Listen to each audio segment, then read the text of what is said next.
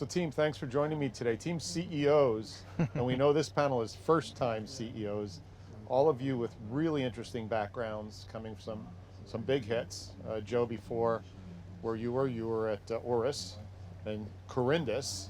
I just realized that two robotics companies there. Yeah. And your background before you came in was where?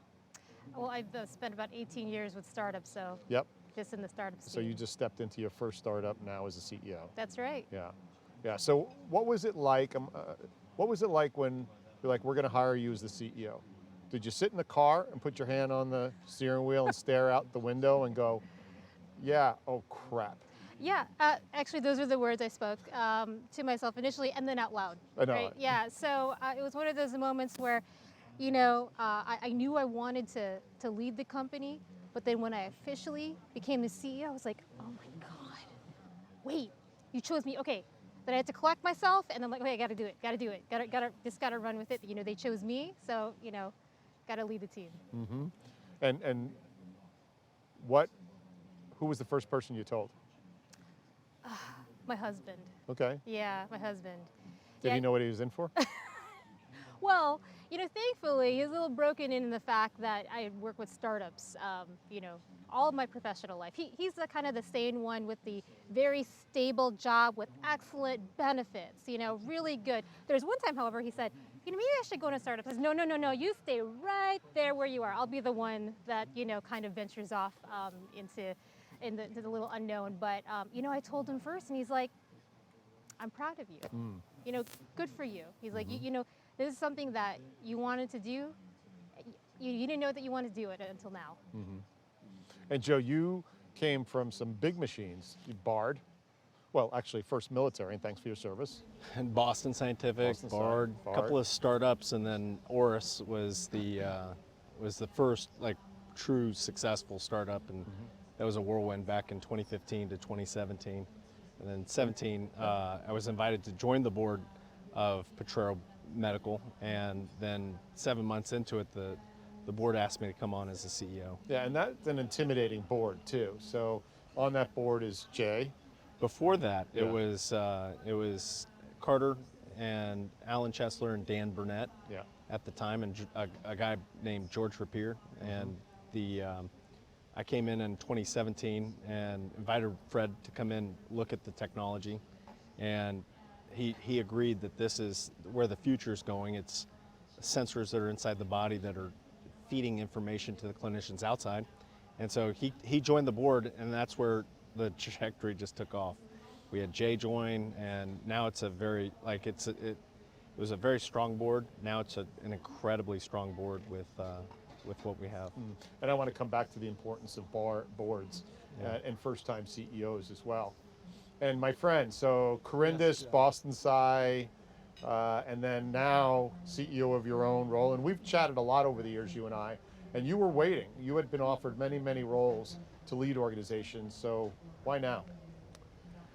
Well, I felt like Corindus was a fantastic experience of solving that equation of how to differentiate the robot from manual procedures. And so I think my waiting was, where does that go next? I've always had a desire to have a role in shaping the way robotics will be used in the future of healthcare. And so just sorting through those opportunities, and then wound up at Method, where, as you know, we're a digital surgery company focused on surgical oncology, and we think that digital strategies are the key to unlocking the precision of these robotic systems.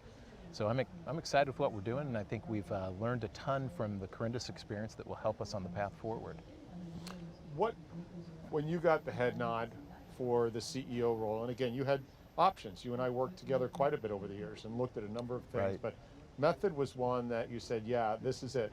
What was that feeling when you found the right one for you? Do you recall that moment? And I don't mean to be so romantic about this, but there is something that happens in your first CEO role. Yeah, no, I'm going to go back to what Joe said about the board. I think that's when I knew. When I met, you know, Method is a Cleveland clinic company, so when I met Akil Saklecha, who's the chair of the board, and had that instant chemistry and that shared vision about what we can accomplish, I think my mind was made up in 30 seconds. It's just finding that right fit. So if you know what you're looking for and you find that fit of the right team and the right chemistry with a board, I think it becomes an easier decision. Not easy, but easier.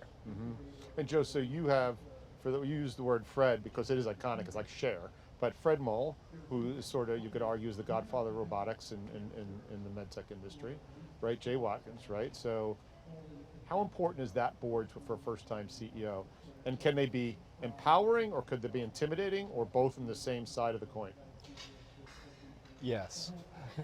Fred, and I also, with Dan Burnett, he's a visionary as well, and it was his vision when we sat down and had a beer in San Francisco, and he walked through like what his vision was for the company, was one of the reasons I joined the board. Fred was super supportive of me joining the board. When I came on as a full-time CEO, and then we later built out the rest of it, Fred had said something, I think it was my third board meeting. He said, Joe, if I come in and it's nothing but like butterflies and sunshine and there's no problems, then why am I here? Because I was looking at it totally different. It was, in my mind, an information exchange and an update. And what I learned very early in this process is their job is to help with the most difficult, challenging problems that you have. And after that, it was like, great. And it just became a lot easier because when we had a COGS issue and we were upside down in our COGS, Jay and Fred and Colby spent 4.5 hours on a whiteboard with me.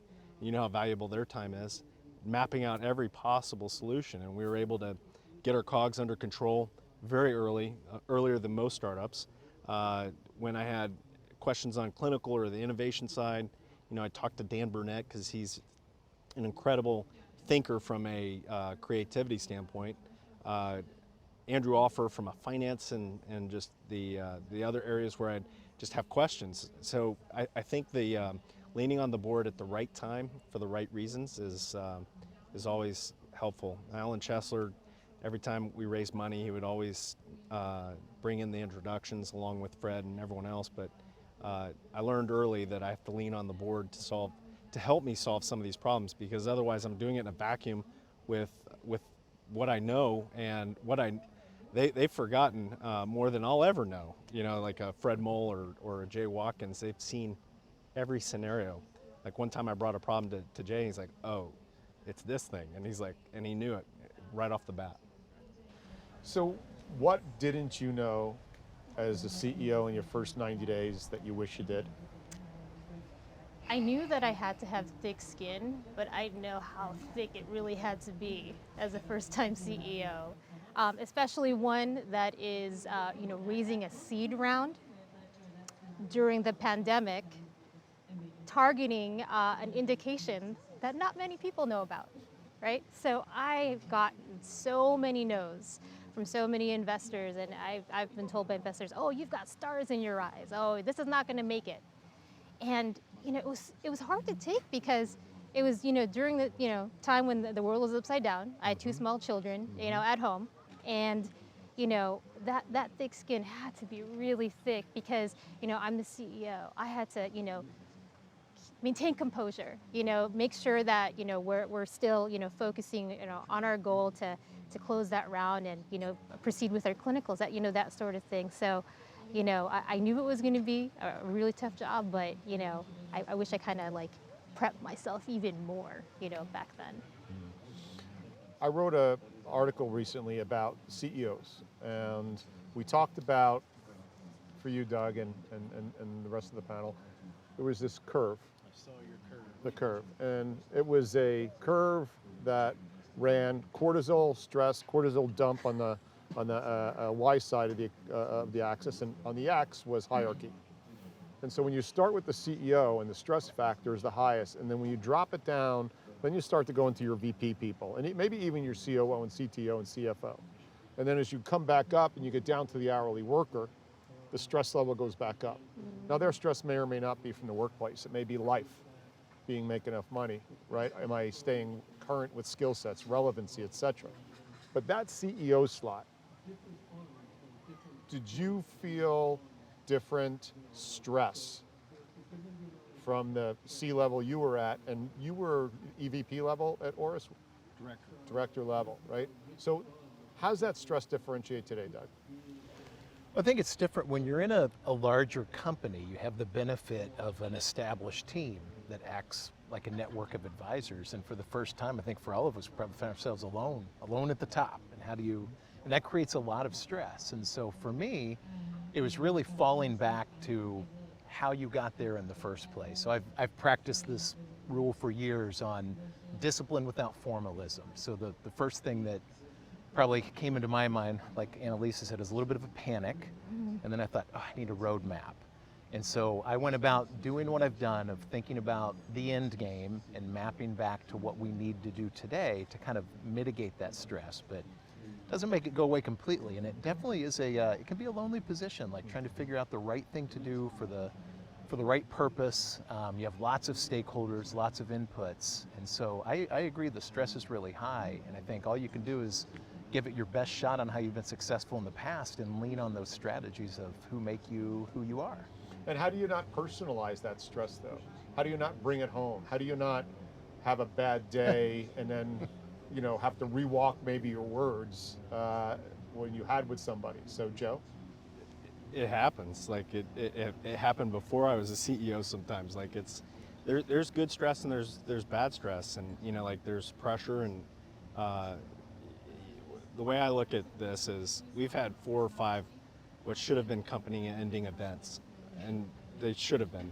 And I've been fortunate each step of the way to have a mentor step in and save the day. It wasn't me or anything else. It was just being able to listen and tune in to what Jay Watkins was telling me, or Fred was telling me, or Dan, or anybody from the board, or an investor. Or when my pitch wouldn't work, it was Rick Clow at Google Ventures that just grabbed my face mask and said, "You've got to stop. What you're doing is totally wrong." And once I changed that and pivoted, it became a lot easier. So there's a whole different level of stress. The key is not letting it translate to your people, because when your stress translates to your people, then you're making short-term decisions. You're making decisions that are not what they should be. And I've found over the last 4.5 years just making sure as much as possible to shield the employees on that, focus them on the problem, look at the solutions, and then just calmly approach it. And even though the stress might be cracking, but hasn't cracked totally, it's been a formula that seems to work for us. And your communication as a CEO, do you pause more now as a CEO before you speak to the team than before you sat in that C-seat? Oh, absolutely. Why? Absolutely, because when I speak at meetings, my team, they listen, right? And I don't want to, say something that will, catch them off guard, or where they'll take offense to it, that sort of thing. So yeah, I definitely mentally prepare, what I say before I say it, especially in front of them. I want to, exude that, I have the, leadership to bring our technology to the market, that I want them to maintain that confidence that they have in me. Joe, your words? For me, there's no question that over the last 4.5 years, it's been an evolution from just running and just pushing as hard as we can to realizing, at times, and Jeff Mack, the CFO's over there, he'll laugh at this. For me, it's hard sometimes just to sit back and not just grab control. But what I've come to realize over time is watching the guys like Jay and Fred, who listen and understand that I'm very proud of the team that we've assembled at Potrero, and they're such great thinkers that sometimes when I walk out of the room and come back, they've done a much better job than I stayed in the room. So don't tell the board that. Doug, you and I, we did a nice job building out the back end of Corindus, especially for the exit with Siemens. That was a lot of fun. And I was always impressed in how you led your teams, because you were really down in the dirt with them. Even though as COO, and the times we climbed around gear in the lab, and you always connected with your people. So now as a CEO, what are you doing different or the same or focusing on now as you level up?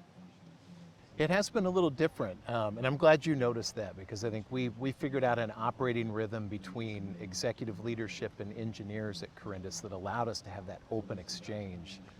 I think one of my earliest lessons learned in the CEO suite is how much people cue off of what you say.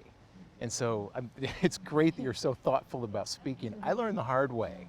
And you say what you think, you're used to working that way where you're part of a technical team, and then you realize later you have to say, oh, I didn't mean that. Let's back it up a little bit. So I've had to, in the hard way, learn that sometimes you do need to pause. And like Joe said, it's hard not to grab control and just to get in there and draw the map. But it really is the more you can let go and surround yourself with people that are smarter than yourself, and then allow them to do the job that you brought them in for, the better it is. And it requires pause and thoughtfulness and understanding how engineering teams and R&D teams think, and then figuring out how best to support that.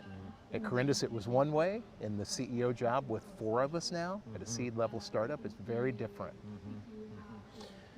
Let's talk about financing for a second, because it's generally, you've got to check that box to get a C-level suite. I will tell you, out of the, I don't know, I've probably done 200 CEO searches in my career. And I don't know if there's one who said, nah, don't worry about fundraising. Yeah, they're good. Right, they're good. Yeah, no, we'll do it.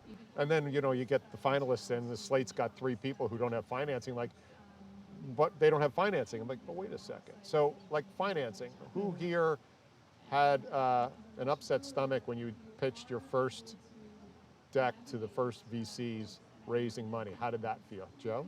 It was, here's the thing, when I came in, I watched Fred raise $700 million, and all I was trying to do is raise only 15, and how hard can it be? Let's just do this, let's get the money and then we'll build the company. And I came in and I developed with the team the presentation deck.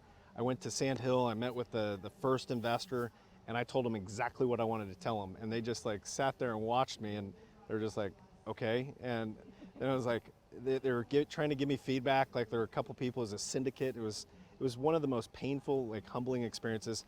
I kept doing this for about 17 times down Sand Hill Road.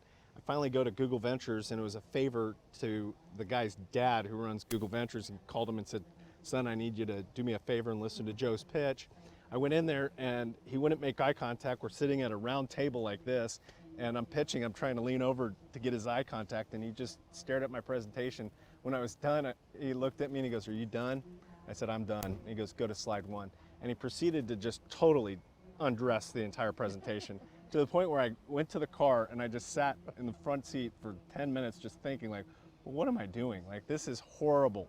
But it was a good lesson. From that moment forward, I realized that to raise money, it's an alignment of mutual goals. They have somebody they're answering to.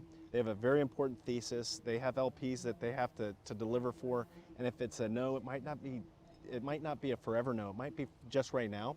And as you go along and you prove out some of their areas that were risks, then it's a yes. And so I found that some people that were no early are yeses now, and some that were yeses back then were just a different company.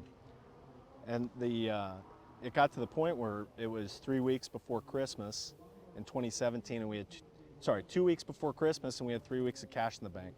And talk about the acid reflux, the stress in the middle of the night, trying to figure out, I didn't know it at the time, but my wife's crossing off Christmas gifts from the kids. And, I'm looking at, she tells me that afterwards, but I'm looking at this saying, I have 23 people at the time that are depending on me to be successful, and I was shouldering everything.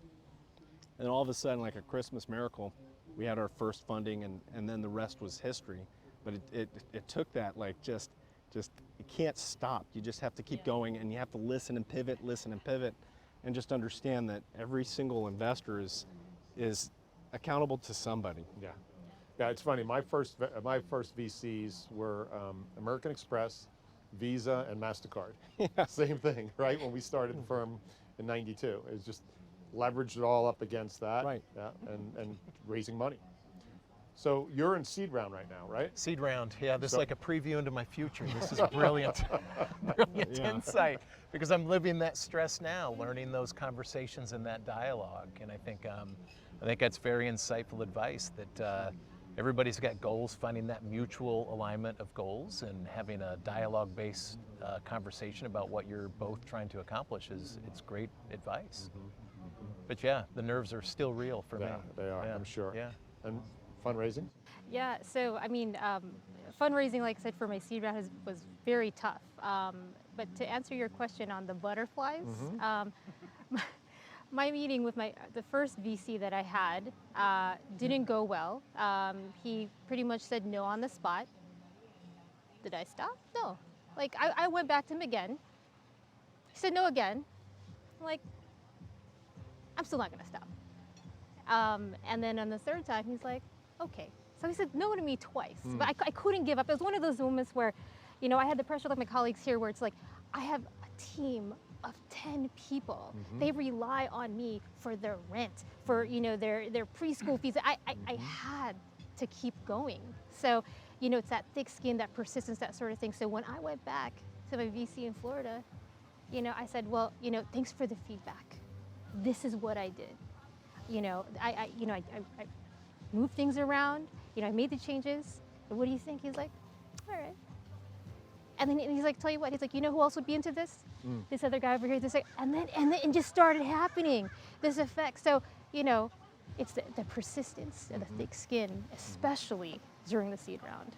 Yeah, and the adjustment on the fly too. Like the thing that I see most CEOs first time when they're raising, they start out with a clinical slide. Like, the data doesn't matter yet, right? Get me emotionally bought into this investment, and then I'll justify it logically. Yep. And you have to have that emotional tie. The other piece of advice from a fundraising standpoint is, after I raised the Series C, I stopped raising money and focused on building the company. That was a huge mistake, because when we realized that the dry well was coming, I was like, oh my gosh, we have to raise money, and it was starting it from scratch. And from that moment forward, I committed to myself that I'll never stop raising money until we either have an IPO, or we're cash flow positive, or we have an exit. It just will not stop. And so from that time until now, I haven't stopped. So the one piece of advice I'd give is, you cannot stop raising money ever. And it could be just updates, and you keep people connecting dots over time, so you're not trying to catch them up after 2 years of not talking to them, and then saying, hey, I'm talking to you because I need money. You're saying, okay, hey, in about 6 months, it looks like the board's going to be raising money and approving that, so just keeping you in the loop. So, well, Joe, you bring up an interesting point, and Doug, you and I had an experience there. Joe, you were one of the earliest CEOs in medtech to pull on to that media platform on LinkedIn. You did it early, you did it confidently, you rolled it into the patients, you rolled it into the clinicians, you rolled it into your team. I mean, you made urine sexy. Yep. And so you did, man. I mean, Potrero. I'm still not buying that. Potrero, how did you know that was the way to go? And I remember we were in your office on Potrero Hill, and you said, Joe, the way I look at it is, I want my investors to always be able to go to their Facebook account as if they're looking at their grandchildren or their children. What's going on with my investments today? So where did that come from? Because that was not alive in medtech before then. no, it wasn't. I had watched you, and we were talking about this last night with the memes and everything leading into what is now all of this. And I had nothing to lose. We were a little tiny voice and a loud crowd, and I saw LinkedIn as a way to force multiply and amplify our voice. And if people listen, great. But what I think's happened over the last 4.5 years is that discipline of building across multiple platforms has created hopefully a community that's following and keeping track of what we're doing at Potrero. And I've heard this from clinicians. We had sales that came from this. We've had clinical investigators say, I've been watching you passively for 6 months. I want to talk to you guys. We've had investors. So it's been kind of fun to take that. We've done a lot of experimentation. Some has worked, some has not. But for the most part, I look at it, it's free. So why would we not do this? Like it's a free platform, and it's an opportunity where people opt in to listen. It's not a commercial on TV where they can mute it. They can still do that, but it's a free opt-in type of platform. For us, it was a no-brainer. Doug, you did the same thing at Corindus, right? You came out early and you knew you needed to develop a hiring brand. So with that, I believe that CEOs in every industry, but medtech, which is near and dear to my heart, need to be bonused and judged on their company's hiring brand. So you've got your product narrative and you've got your value to the clinicians. However, developing a hiring brand, you mentioned it, Joe, that I've been watching you for 6 months, a clinician said. And then one day they decided, or they got a call from your market development people. So thoughts about developing and being held accountable for a hiring brand as one of your deliverables by your board. How come that hasn't happened yet? I think it's an interesting point because I do agree with you. The art of storytelling, when you're telling the story of your vision and how you're going to achieve it, is really powerful, not just to employees, but to candidates, to investors. I hadn't processed through the question you've got ever before of should CEOs be held accountable, but I don't see why not. I think you're held accountable to raise money, you're held accountable to build culture. I don't know why you wouldn't be held accountable to build a team and to recruit and create that brand. And LinkedIn is a very powerful medium to do it, and video is here to stay whether we like it or not. So you've got to figure out how to adopt it and how to thrive in this environment, or you're going to be forgotten or not noticed. So I think it's a very interesting idea. Don't hold me to it yet. I'm not going to hold you to it yet, but what sort of tools do you use in order to keep your bat signal on 24/7 for the marketplace for hiring that you don't want to hire when you have to hire? That's the worst time to hire. Yep. So one of my investors told me, Annalisa, you always have to be recruiting, okay? You might not be hiring this person today, you might hire him or her, a few months from now, maybe a year from now. So every time, I get connected from investors to new people or attend events like this, I kind of keep them in mind. I'll say, Joe's really good at finance, or Claire's, really good on the clinical side. I'm going to remember her, keep her in my back pocket. So, it's, these in-person events as well as LinkedIn. I'm always, checking out folks at LinkedIn and, talking to folks in my network to see who they know, because there's, like I said, I'm always recruiting. Joe, just another thought on that. What's really interesting is we were talking, I was thinking, most of us in our careers, and I think it still exists today, you're rewarded as a hero. So even within corporations, there's a lot of talk about team building and recruiting, but you still find most of the rewards, most of the bonuses, most of the compensation go to people who individually stand out, that rise as an individual. And this is the first seat that I've been in where you've got to put your money where your mouth is on the team matters more than the individual. And so I think the video tool, the concept of continuously cultivating that talent pool is critical for our success. But I felt that, I don't know if you guys felt that, I felt that more in this role than in any role in the past. Right. Scott Hunnekens has an interesting graphic on that. He shared it with us. He said, when most of the time you look at an organization, it starts like this, right? And at the top is the CEO. And Scotty says, I flipped that upside down. And I'm at the bottom. And my job is to, and we've heard this from the insightful people, is my customer doesn't come first. My patient doesn't come first. My team member comes first. Because if those are aligned, by default, the patient, the customer, the clinician gets served. Yeah, agreed. So when you come in every day, how do you set your day up? Joe, how do you set your day up every day? Well, it's like the chapters of Potrero. Right now we're in the middle of a commercial ramp. We're raising money. We're raising our Series D. We have a lot of just really strong positive momentum. So where my brain is today is morning to night on the financing. So I know that's probably not the right answer. I don't know if there is a right answer, but right now it's myself, Jeff Mack, and Rebecca Lynn that are hyper focused on that deliverable. And then I have a team that has been developed over the last 4 years that they're just running, and that to me is a great thing. So for me, setting up the day it happens at the beginning of the week. Just to take a step back, we've been aggressive with how we set goals, and we back into those goals. It makes it easier, and then we have micro goals. So Monday, I know what I need to do by the end of the day. I know what I need to do by Wednesday. And if it hasn't been achieved, what has to happen on Friday? I hold myself accountable to the board. We send weekly reports to them. That was something that we drove. The team is proud of it some days, and sometimes it's like, we got to do better next week. So I think a lot of it is, it comes down to how we've established our vision for like let's say it's the year, the quarter, the month, the week, all the way down to the day. Do you judge yourself on weeks, months, or quarters? Yes. we do everything. Like I personally look at weeks. Every week we send a report to the board. On a monthly basis, Jeff and I get on to calls with bankers, strategics, investors.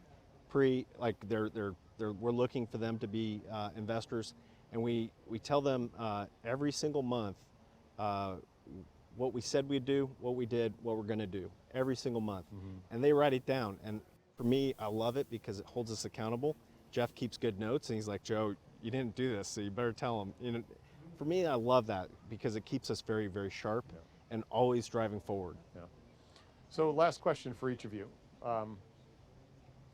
What did you wish you were more prepared with before you stepped into your seat today that you will coach the next person that you mentor, that you know they're destined for the C-suite? So what do you think, what do you wish you had more of before you stepped into this? And what will you prepare from a succession planning the person who you believe will be your next CEO? Yeah, I think it's, I wish I prepared more on just kind of just trying to fit in all my goals, for the day, because as a CEO, you're in charge of so much, and you should be, be able to spring it in any moment, like in any of the jobs, right? So you bring in the cash, and you also throw out trash. You should be able to, fill in, any role at any time, and I kind of, wish I was prepared for that kind of overwhelming feeling of just being able to, jump in at any time, and then also, accomplish, all those goals. I guess in general, it's just that overwhelming feeling. Yeah. Doug, what do you think you wish you had more of before you stepped in? Well, I think it would be the coaching concept, that inverted pyramid of my customer's the employee. I've recognized there is a really big difference between getting the principle of something and then doing it well. And so for anyone coming into the seat, I was thinking about Joe talking about his week and month and quarter plan. I've been very intentional about when I start my week plan, what I'm going to get done through and with others and not do myself. I inevitably end up with a long list for myself, and then I look at it again and think about what's the best way to get this done with others and co-collaborate rather than take on too much. So it's been a learning curve to really put your money where your mouth is on coaching and being a good coach and empowering the team and building that high performance culture. That's what I would advise anyone coming to this seat, that it sounds simple to do and it sounds completely logical, but doing it well can be very challenging. And Joe, what do you think you would prefer to have more planning in or experience in? Outside of fundraising, Outside of yeah, that's become easier over time. Jay, it sounds again like what he was saying. Like it sounds simple, but it's hard to internalize it. Jay Watkins once said, "Joe, your job is to think a year from now, and you have to think 1 year in advance, and that's where your brain needs to be. Your direct reports are thinking for the next 6 months, and everyone else is executing. And if you can do that and incorporate it into your planning, it's very effective. And if you can always have that forward-looking 1 year in advance thing, it takes a lot of discipline to do. We were kind of doing it, but we weren't as effective as we are today. The other aspect that I would look at is we've been, like I tell people often that it's 3 things that make a successful startup. It's the team, it's the technology, and it's the market. If you have a great team and A players hire A players that demand A performance of themselves and their people, and their people, they reflect that leadership. The technology it doesn't have to work perfectly when you launch it, but you have to have a plan to get that to where it delights a customer. And then finally, the market has to be big enough to where investors say, yeah, I believe in that. That makes sense, and that's a big thing you're chasing. And so understanding that, pulling in that team and knowing what I know now with how easy the team makes it for me versus where it was 4 years ago is a light year difference from where I was. And just looking at the team and saying, man, this is a wonderful thing. I don't want to lose anybody because they're operating at such a high tempo all the time. So from that standpoint, it seems pretty simple. It's very hard to execute, and And then managing personalities and making sure that everybody is aligned to the mission, everybody is collaborative and working through the problems, that there's healthy debate. But at the end of the day, as soon as we walk out of the doors, we're in agreement that that's the mission and that's what we're doing. So I fibbed. There's one more question because you made me think of something. Okay, okay, good. We've all had great performers on our team. And sometimes they're the same person that needs to get removed from the team. Right? They're great performers, but they're toxic. They're disrespectful of others on the team. How do you manage isolating that person and removing them from the organization? And have you done it as a CEO yet? So. Yep. Well, fortunately that hasn't happened to me yet, but, I have done things to, reduce that risk. And whenever, I'm interviewing candidates, that sort of thing, I have my people talk with them too.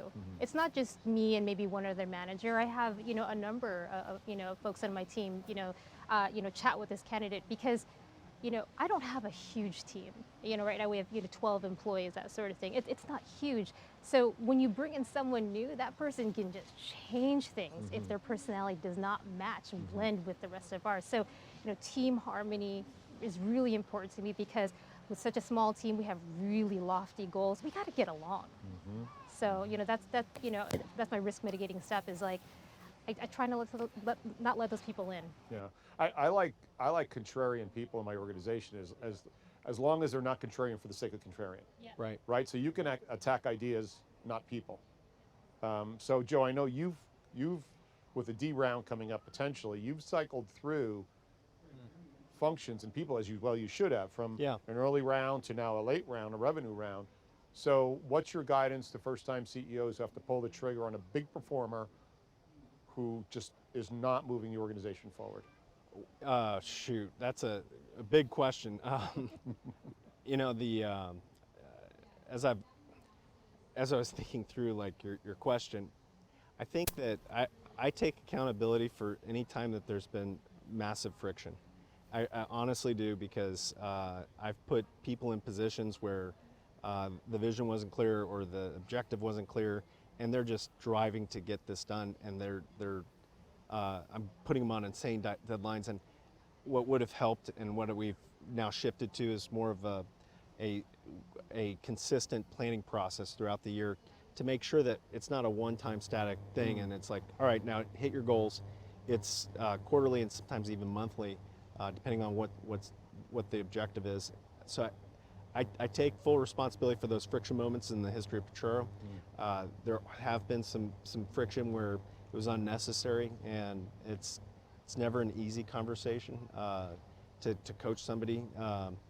It's evolved to tears and at times with folks, but just like Rick Cloud grabbed my face mask at Google Ventures and helped me become better, I hope that the honest communication helped others become better or at least understand the situation as others see it. And it's never easy, especially when you're in a high tension, like very driven performance organization that's trying to do more with less. And people pour their heart and soul in it. And so it's just takes a lot of conversations and coaching, and sometimes at different chapters of the history of the company, there are people that are very, very, very good as the first 7 to 8 employees. The further along this gets, they're not good. And they know it and they self-select out, or there are conversations to make sure that they either figure out how to move forward or select something else. Doug? I had two thoughts when you asked this question. I had a mentor decades ago give me a book, and the title of it was "Talented People Are Difficult. Get ready for it." So I've always walked into it knowing that some of the more talented people actually are the more challenging people, and I think when you can accept that, you're ready for it.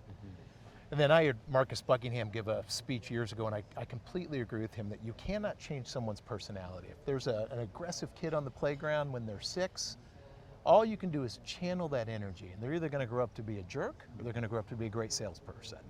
And I sort of have applied that on this high talent, high difficulty situation that might, before any discussion about whether there's a fit, whether they're being toxic, whether they're contributing, it's an effort to channel what they're bringing to guide them to how to contribute. And I think a lot of times people don't get that kind of guidance. People get frustrated with certain behaviors, or they get frustrated with how they communicate. And if you just step back and watch it and figure out how to redirect it or channel it, I've had a lot of success with that. There are cases where it fails, and I think, as Joe said, that can end in tough discussions, and usually people self-acknowledging that they're not a great fit. But I think the advice I'd give to anyone thinking about this role is get ready for it. Talented people are tough, and figure out how to channel it. Yeah, especially when you increase your head count from 10 to 40 to 100. Always changes. Yeah, It doesn't get easier. It doesn't get easier. Yeah. Well, thank you so much for your generosity and your candidness, and this will be helpful to other future CEOs for them to understand what they should be aware of. More of these conversations need to happen, so thanks for everybody. Yeah, thanks, Joe. Thanks, Joe. I'm Joe Mullings from LSI 2022. Be well.